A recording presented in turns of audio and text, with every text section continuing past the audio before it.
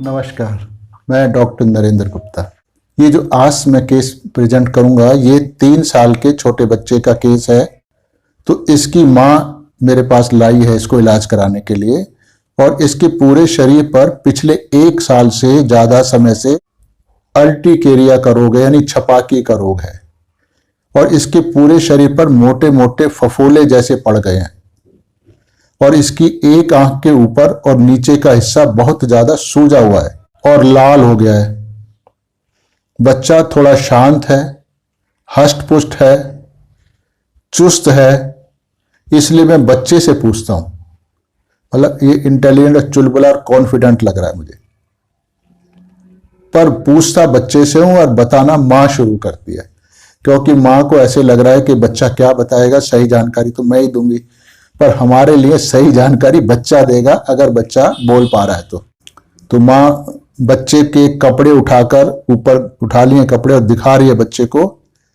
जी देखो, छाती पर, पीठ पर, टांगों पर मोटे मोटे छपाकी वाले दाने हो रहे हैं।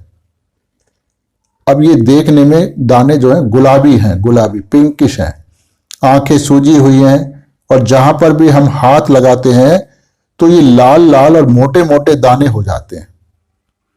अब बच्चा जो है, बच्चे की रिएक्शन क्या है, वो लगातार बिल्कुल जिज्ञासा भरी नजरों से मेरी तरफ देखे जा रहा है कि ये क्या करेगा आदमी, ये कौन है, क्या करेगा। ऐसे मैं फिर बच्चे से पूछता हूं, बेटा तुम बताओ, क्या तुम्हें इस सब से कुछ परेशानी हो रही है? बच्चा मेरी बात को समझ जाता है और तुरंत जवाब देता है, नहीं। वो फिर अपनी मां की तरफ देखने लगता है। उसको लगता है कि मैंने मां से कंफर्मेशन चाह रहा है कि मैंने जो कहा है नहीं वो ठीक है या नहीं ठीक है। तो इस पर फिर मां बच्चे से बड़े प्यार से पूछती है, बेटा क्या तुम्हें इसमें दर्द हो रहा है? तो मां की तरफ देखते हुए बच्चा तुरंत जवाब देता है, हाँ हो रहा है। अभी उसने कहा था कुछ नहीं हो रहा, अभी कह रहा है हो रहा है। अब आप कहोगे तो 3 साल का इसलिए ऐसे बोल रहा है, इसको समझ नहीं आ रही क्या बोल रहा है क्या नहीं बोल रहा है। ऐसा नहीं है, उसकी रिएक्शन देख के आपको जज करना होगा कि ये कह क्या रहा है। तो मैं इससे फिर पूछता हूं, दर्द हो रहा है क्या बेटा? हाँ हो रहा है। तो एक बार ना कहा उसने, मां को भी हाँ कहा, मेरे को भी हाँ कहा। तो मां इसकी बताती है कि जब हम इसको अंग्रेजी दवाई देते हैं तो ये ठीक हो जाता है, मतलब एंटी एलर्जिक देते हैं ये लोग, और फिर जैसे ही दवाई का असर खत्म होता है तो फिर ये धीरे धीरे फिर शुरू हो जाते हैं। तो मैं इसकी मां से पूछता हूं, भाई क्या कभी यह बच्चा अपनी बीमारी के बारे में आपसे कुछ कहता है? ऐसा सवाल मैं इसलिए कर रहा हूं क्योंकि बच्चा ये बहुत इंटेलिजेंट है, बहुत चुस्त है। मां, हाँ जी, ये बार बार एक ही बात कहता है कि मम्मी मुझको एलर्जी हो गई है। अब इसको एलर्जी शब्द कहीं से इसने सुना होगा बच्चे ने, तभी कहेगा एलर्जी हो गई है। मम्मी मुझको एलर्जी हो गई है, मम्मी मुझको एलर्जी हो गई है, मम्मी मुझको एलर्जी हो गई है, ऐसे तो बार बार कहता है ये। तो मैं इसको कहती हूँ कि बेटा अभी तो तुझे दवाई दी है ना, फिर तो ये ठीक हो जाएगी। तो उससे फिर ये शांत हो जाता है, पर थोड़ी देर बाद ये फिर कहने लगता है। तो मैं इससे पूछता हूँ कि क्या इसको बार बार आप दवाई देते हो क्या? ये दवाई तो केवल हम एक ही बार देते हैं, पर मैं इसको समझा देती हूँ कि बेटा अभी तो दवाई दी है, जल्दी ठीक हो जाएगा, दवाई का थोड़ा असर होगा तो ठीक हो जाएगा। तो ये कुछ देर के लिए शांत हो जाता है। बच्चा बहुत प्यार से मां के गाल थपथपाकर, जैसे ऐसे कर करके, अब उसका ध्यान अपनी तरफ खींचता है कि मम्मी यहां पर भी हो रहे हैं। मतलब वो अपना पेट दिखाता है कपड़े हटा के कि यहां भी हो रहे हैं ये, क्योंकि ये हिस्सा मम्मी ने दिखाया नहीं था। शायद उसको ऐसे लग रहा है कि डॉक्टर ने उसका ये हिस्सा देखा नहीं है। तो जब उसको ये विश्वास हो जाता है कि डॉक्टर और मम्मी ने देख लिया है ये वाला हिस्सा भी, तब वो बच्चा शांत हो जाता है, जैसे तो उसने अपना काम पूरा कर लिया है, यानी जो जानकारी देनी थी वो डॉक्टर को पहुंचा दी है, अब उसका काम खत्म हो गया है, अब शांत हो जाओ। ये उसकी रिएक्शन थी बच्चे की। तो अब मां से वार्तालाप हुआ, रोगी का तो देख ही लिया हमने। तो ये जो कुछ हुआ इसी आधार पे हमने इसको प्रिस्क्रिप्शन दिया है और क्या रूब्रिक लिए वो मैं आपको समझाता हूं। यानी कितनी छोटी सी जानकारी पर भी हम एक्यूरेट दवाई दे सकते हैं। तो एक रूब्रिक है कम्युनिकेटिव, मैं इसको थोड़ा सा एक्सप्लेन भी कर देता हूं आपके लिए। बच्चा अपनी माँ को जब भी खुजली होती है तभी प्रत्येक बार बड़े आराम से बता देता है। जब जब खुजली होती है ये माँ को बताता है कि भाई उसको खुजली हो रही है, एलर्जी हो रही है। जैसे तो उसका काम केवल एक जिम्मेदार व्यक्ति को अपनी समस्या बता देना भर है।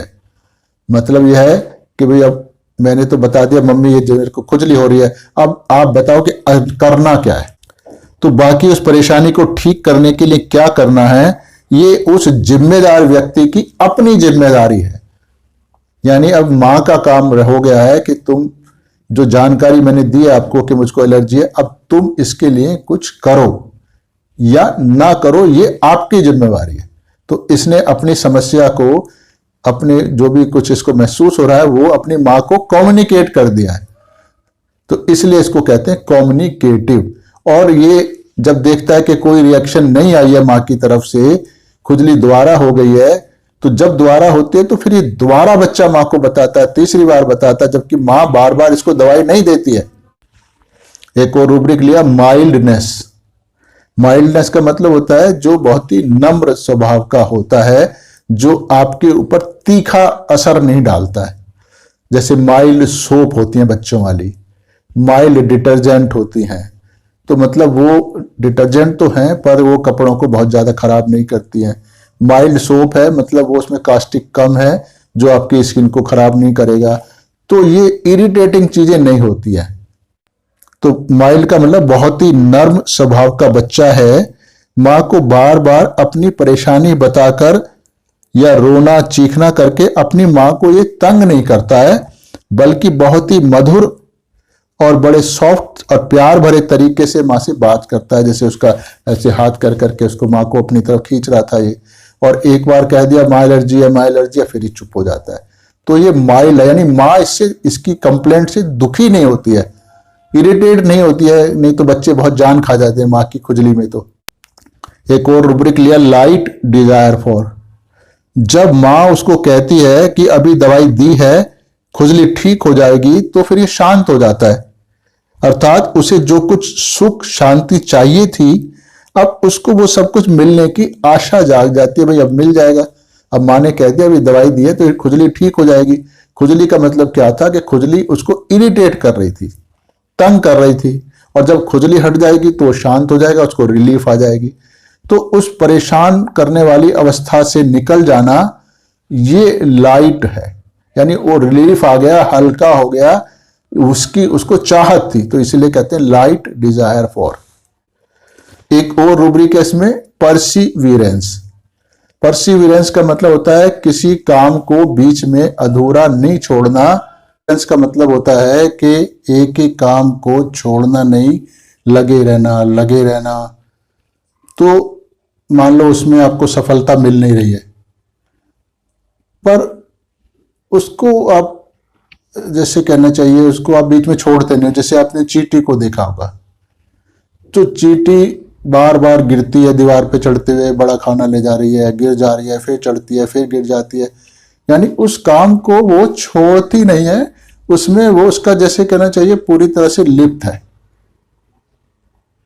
उसको आगे बढ़ाए जा रही है। कहने का मतलब है कि उस कार्य को जो आप कर रहे हो, उस कार्य को उसकी मंजिल तक ले जाना चाहते हो, उसमें लगे ही रहते हो, चाहे आपको कितने भी फेलियर्स आ रहे हो। तो आपको ये नहीं लगता भी ये फेल हो गया तो मैं इसको छोड़ दूं, तो छोड़ने की प्रवृत्ति नहीं होती है। तो ऐसे ही ये जो बच्चा है, माँ ने एक बार अगर इसको कह दिया कि तेरे को अभी दवाई दी है, तो ये शांत हो गया, पर थोड़ी देर बाद फिर हो गया। तो यानी जब तक इसकी वो खुजली शांत नहीं होगी, ये बार बार माँ को कम्युनिकेट करता रहेगा अपनी बातें। एक और रूब्रिक लिया था, carried fast, desire to carried fast. तो अब ये जो रूब्रिक है, परसिविरेंस और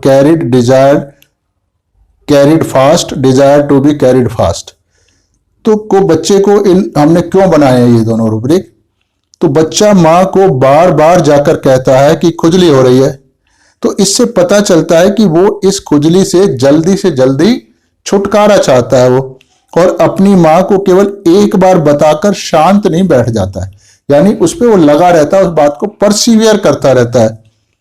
अपनी इस समस्या के समाधान के लिए वो लगातार प्रयासरत रहता है, यानी प्रयास करता रहता है, अर्थात लगा रहता है। तो इसको कहते हैं परसिवियरेंस। और रूब्रिक जो हमने 1 से 4 तक जो लिए हैं, को रिपर्टरी में अगर हम देखें, रिपर्टराइज करें मतलब उसको, तो एकोनाइट और फॉस्फोरस 2 दवाइयां कॉमन आती है, मतलब ये एक रिपर्टराइजेशन से हुआ। अब चारों रूब्रिक दोनों दवाइयां कवर कर रही हैं, तो हमारे सामने अब समस्या आती है कि एकोनाइट दें या फॉस्फोरस दें।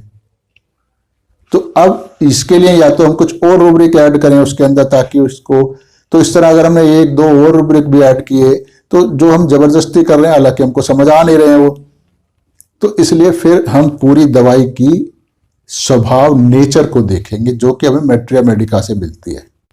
और अगर हम रूब्रिक 1 से 5 तक ले लें, यानी कैरिड फास्ट डिजायर टू भी ले लें, जो कि अभी हमने लिया है, तो फिर एकोनाइट अकेली रह जाती है, यानी 5 में से 4 रूब्रिकों में एकोनाइट और फास्फोरस दोनों दवाइयां शामिल हैं, और 5 रूब्रिकों में एकोनाइट शामिल है।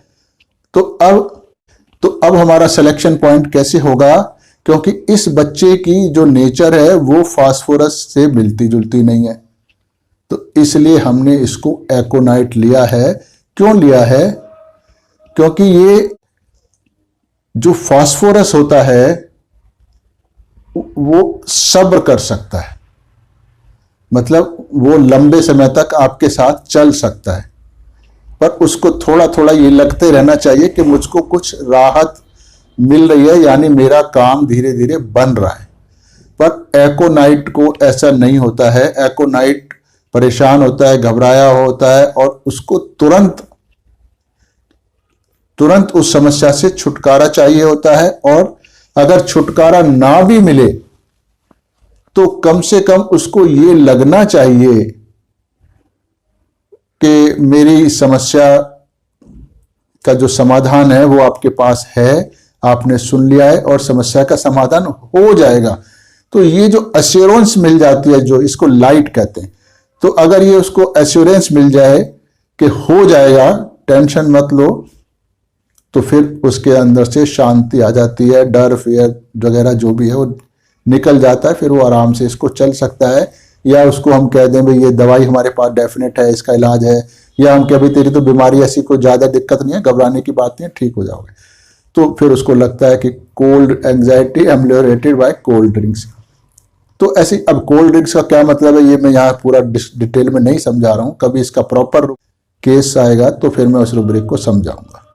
तो अभी आपने देखा कि हमने छोटी सी जानकारी पे भी स्किन एलर्जी केसेस में एकोनाइट दिया, तो अर्टिकेरिया जैसे केस में हमने एकोनाइट दी है, जबकि हमारी जो सामान्य लिटरेचर है उसमें कहा जाता है कि एकोनाइट तो केवल 24 घंटे वाली दवाई है, अगर आप 24 घंटे निकल गए तो फिर एकोनाइट तो काम ही नहीं करती है, ऐसे नॉर्मल होता है, उसमें बड़ी वायलेंस होती है, ये बहुत सारी चीज़ें हमें सिखाई जाती हैं, पर वो एक साइड है एकोनाइट की, तो एक साइड से नहीं तसल्ली करनी होती है, हमें टोटलिटी देखनी होती है।